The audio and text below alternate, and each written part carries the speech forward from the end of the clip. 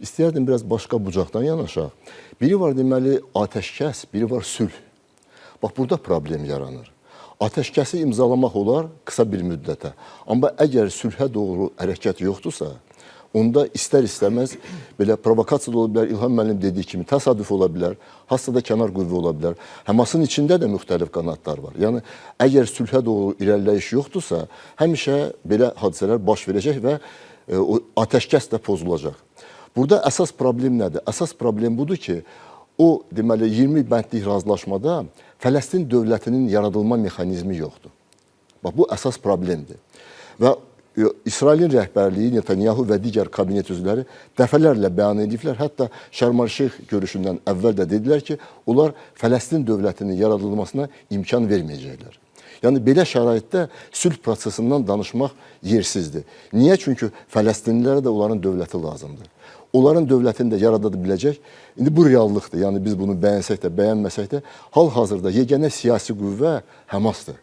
Yəni, Fələstin o administrasiyası deyirlər, Mahmud Abbasın. Onların ümumiyyətlə hörməti yoxdur Fələstinlilərin arasında.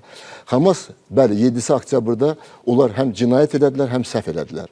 O bir tarixçinin, siyasətçinin bir ifadəsi var. İndi müxtəlif adamlara yazırlar ki, bu deyir, deməli, cinayət deyildi, bu səhv idi. Yəni, səhv cinayətdən də ağır nəticələr verə bilər. Və mən inanıram ki, mən belə hesab edirəm ki, İsrailin 7 oktyabr hadisələrindən xəbəri var idi. Çünki biz deməli İsrailin İrandakı əməliyyatlarını gördük. Yaxın Şərqdə telefon əməliyyatlarından tutmuş, deməli içəridə onların informatorları var, məlumat verənləri var. Sadəcə olaraq ola bilsin ki, İsrail 7 oktyabr hadisəsinin miqyasını təsəvvür eləmirdi. Və reallıq bunu göstərir ki, 1947-ci ildən bu günə kimi deməli nə müşahidə olunur? İki prosesdir. Bir tərəfdən Fələstinlilər deyirlər ki, onların əsas siyasi qüvvəsi deyir ki, biz İsraili dövlət kimi tanımırıq. O biri tərəfdən də İsrail, onlar da Fələstin dövlətinin yaradılmasını istəmirlər. Belə bir şəraitdə yeganə deməli, bu məsələnin, ciddi məsələnin, çətin məsələnin həll edə bilən qüvvə Amerika Birləşmiş Ştatları ola bilərdi. Əgər Amerika Birləşmiş Ştatları obyektiv, tərəfsiz qüvvə olsaydı.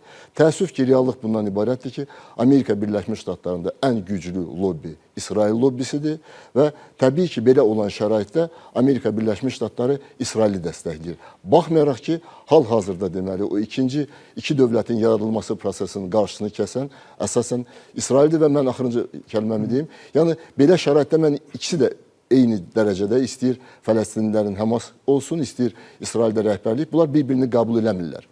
Amma iş burasındadır ki, hal-hazırda güclü tərəf İsraildir, Amerika Birləşmiş Ştatlarıdır. Ona görə mən onların tərəfində daha çox məsuliyyət görürəm.